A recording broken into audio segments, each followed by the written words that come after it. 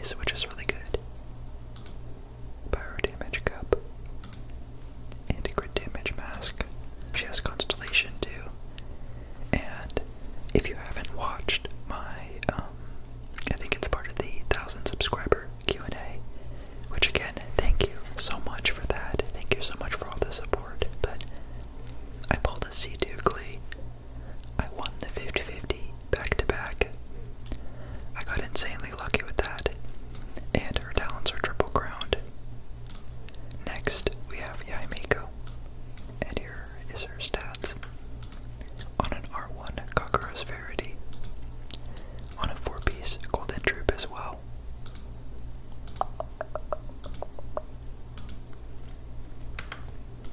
At Constellation 4. And her skill and burst are crowned.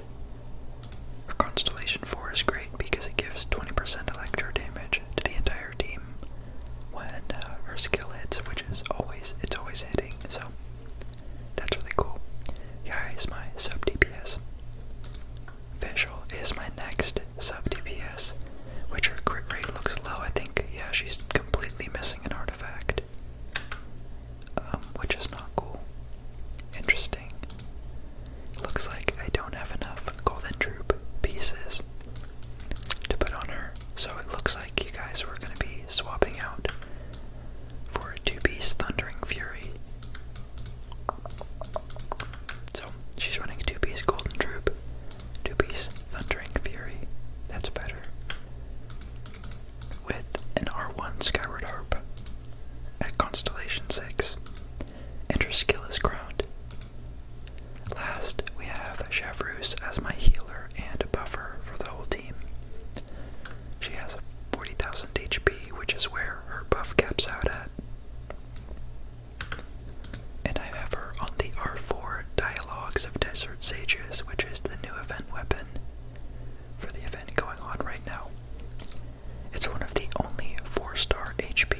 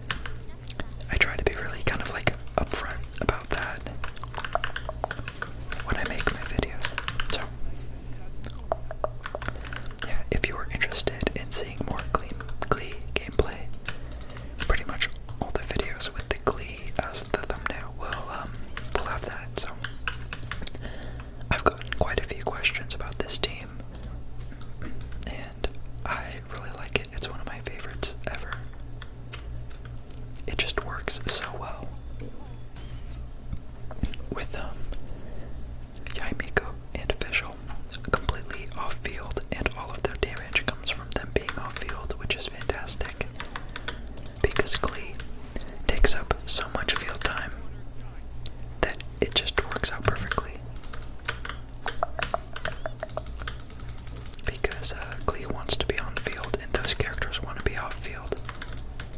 So, and you see Navia just incredibly strong, even outside Bennett's above. But yeah, Yai and Fischl, extremely strong off field, and proccing a lot of overload, which then allows Chevreuse to proc her skill, which reduces the defense, or no, it's resistance to pyro and electro damage, which is all of the damage on the team is pyro and electro,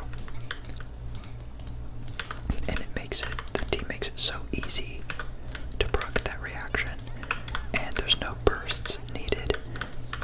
You can use, Chevreuse burst or Yai burst or Fischl burst if you want to reset their skills or something. But except for Klee burst, there really is no need for like energy or anything. With Klee being the exception, because like 35% of her damage comes from her burst. If you didn't know that, Klee's kit is, her damage is scattered throughout like pretty much all of her kit, so all of her talents are important to level up. And so she generates a ton of energy with her skill, and Chevreuse also generates a lot of particles with her skill, so funneling Klee is not difficult, especially with a lower cost burst. This side, I think we're going to use Navia second half again. So, this team is just super accessible. I mean,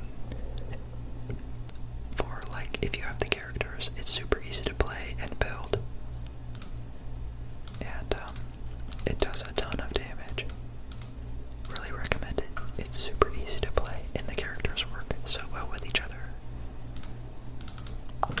So, for the person that had questions about the Klee team, definitely, I recommend it.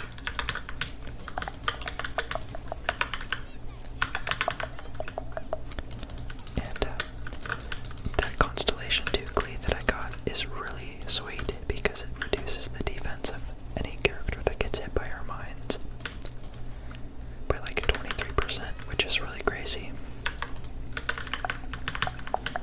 This is going to be a really quick chamber. Let's see if I can. Yeah, 350,000 damage on that Navia E, which is really insane to think about, like 300,000 damage on a 6-second skill. As long as you can set it up right, that's really consistent damage.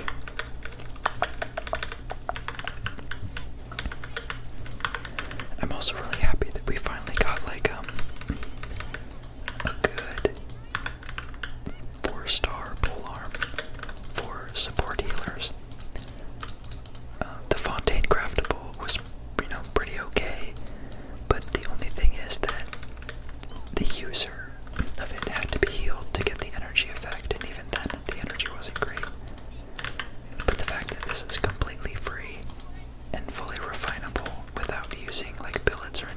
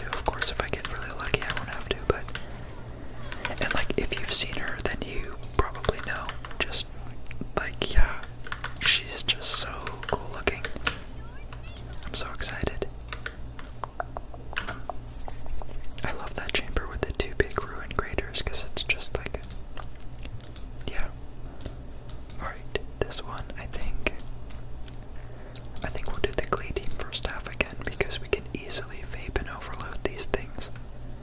And then a 75% geo damage bonus is crazy for Navia. I'm really happy that I switched to an attack goblet for her. Alright, let's go with Navia. Furina, Zhongli, and Bennett. Alright, let's go ahead into floor 11. We're starting to get into the more challenging floors. We'll take the grid buff. I like to start out with Klee's E here because, start him out with that defense shred. Overload is good on this too because, it'll be able to break the Elytral rock shield a lot easier. Especially with Klee, her attacks are all considered heavy attacks, like a claymore would be. So, she has a really easy time breaking those stone shields like this.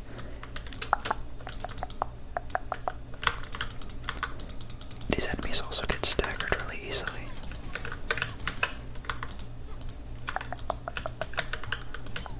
Ouch.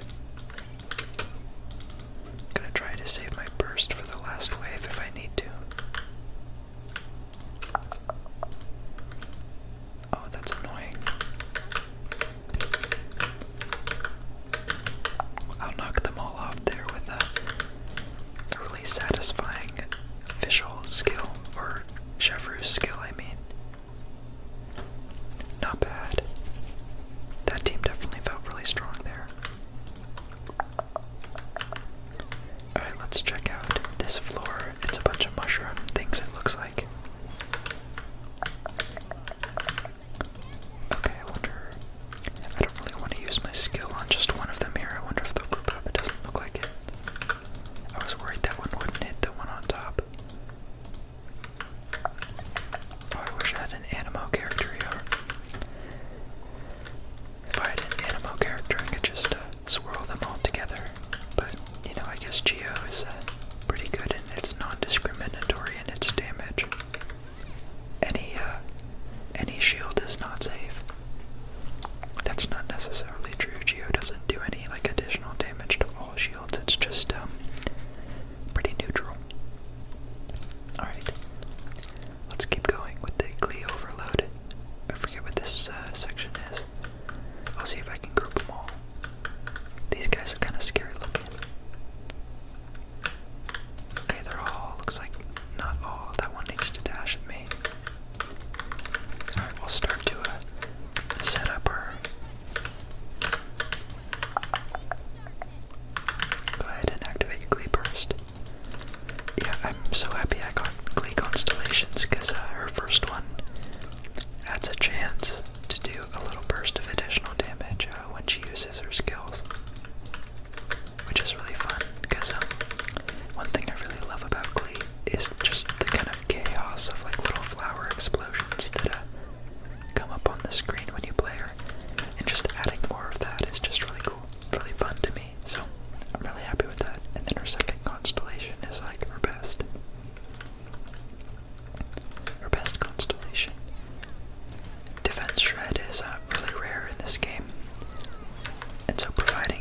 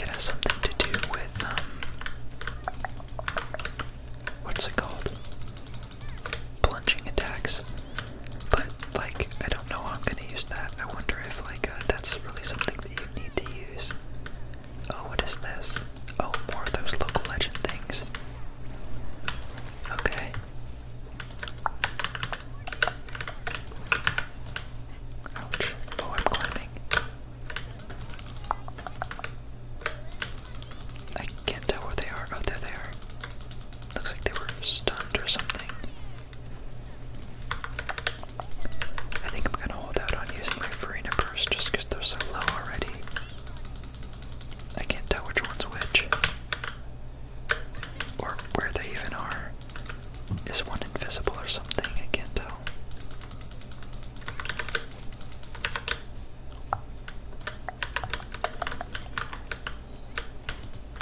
Nice. Nice, that one was weird. I really couldn't tell where they were. Alright, and now we've got the Jade Bloom Terror Shroom. Honestly, this boss is kind of a joke. Oh, I meant to switch to Yai there, but that's okay.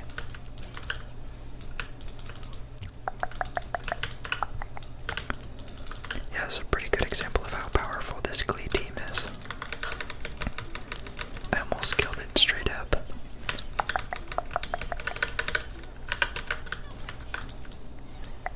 Like, that was just, I feel like it didn't do anything, it just kind of stood there and let me kill it. Anyways, on to Chamber 2. We'll do the burst damage up. Oh, that's a lot of specters.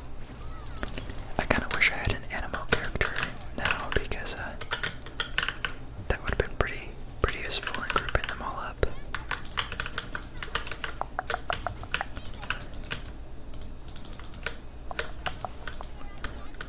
Yeah, because I kind of just used a Navia skill on like one of them. Okay, now we got some whopper flowers. This is a really interesting floor. It looks like it's just gonna be a lot of mobs, which is fine. Definitely not complaining about that.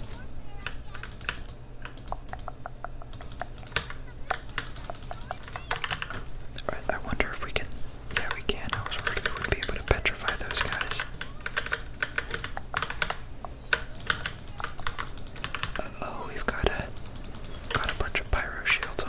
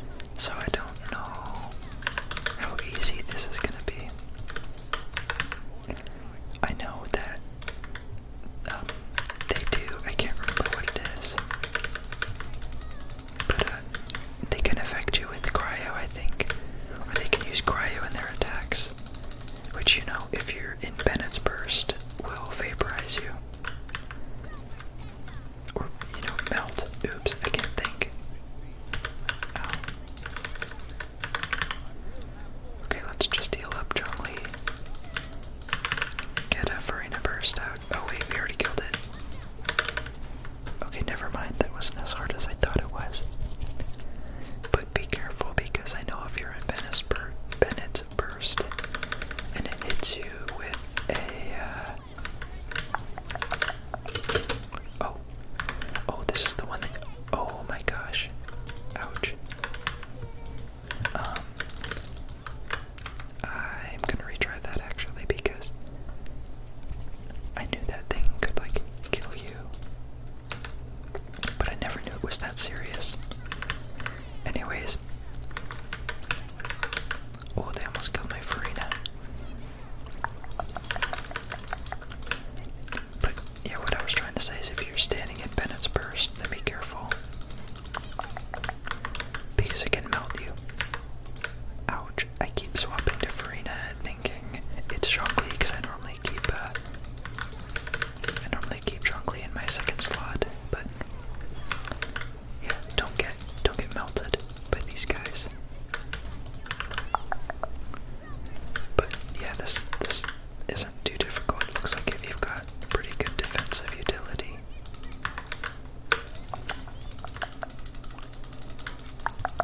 One more E should do it. Oh, that one didn't crit, never mind. Okay. I don't know what this thing does. So I'm gonna start out with Miko.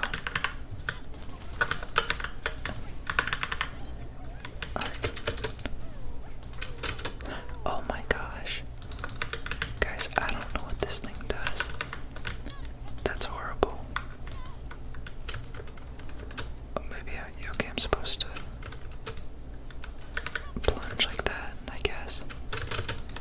I wonder if I can still beat this.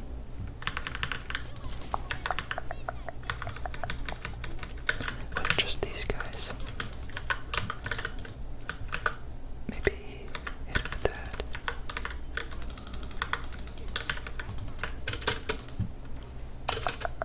Ow. Whoa. I'm gonna retry that. That's crazy. I wish I knew more about what that thing does. Well, back here we are again. Gonna stack up on our crystallized shards by bursting with Navia. And then we'll use Furina burst, Zhongli's burst to heal him. And I didn't crit. Of course I didn't crit.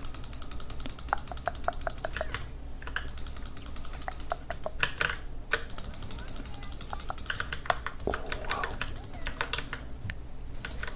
They're really hurting. Another Furina burst.